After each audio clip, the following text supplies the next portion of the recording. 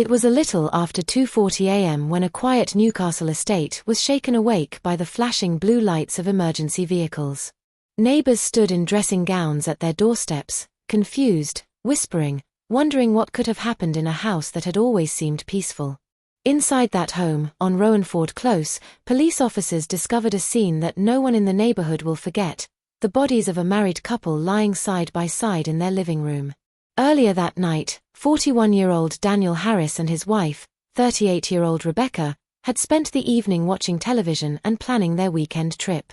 CCTV from a neighbor's door camera captured them laughing as they arrived home around 10 p.m., unaware that someone had been watching their house for days. Rebecca made tea, Daniel locked the front door, and by midnight, the street was silent. But shortly after 1:15 a.m., the couple's home alarm was disabled. Not triggered, not smashed, disabled.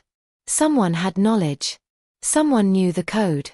Detectives later discovered signs of a forced back window, expertly pried open, leaving barely a trace. Whoever came inside knew how to move quietly. They also knew exactly where the couple kept a small safe containing documents and cash. What police reconstructed from evidence was devastating. The intruder entered the living room, where Daniel and Rebecca must have been half asleep, the TV still glowing. There was a struggle, overturned cushions, a broken vase, and blood on the corner of the coffee table. Daniel fought back, protecting his wife, but he was struck with a heavy object.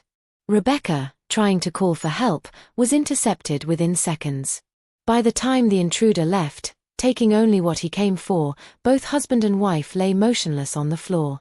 The most chilling detail came from a 16-second voicemail.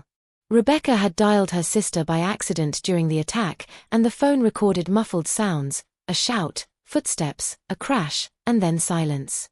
That recording became the key timeline that detectives now examine frame by frame, hoping to identify the voice or movement of the killer. As dawn approached, forensic teams worked through the house, gathering fingerprints, scanning for footprints, and reviewing CCTV from nearby streets.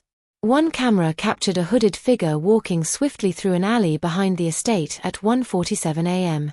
They carried a bag, walking with purpose, disappearing into the darkness.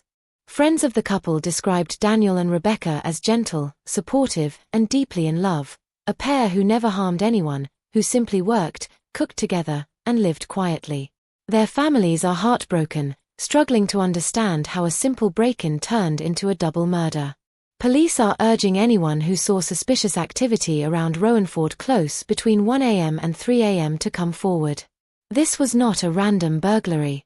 This was planned, targeted, and executed with cold precision.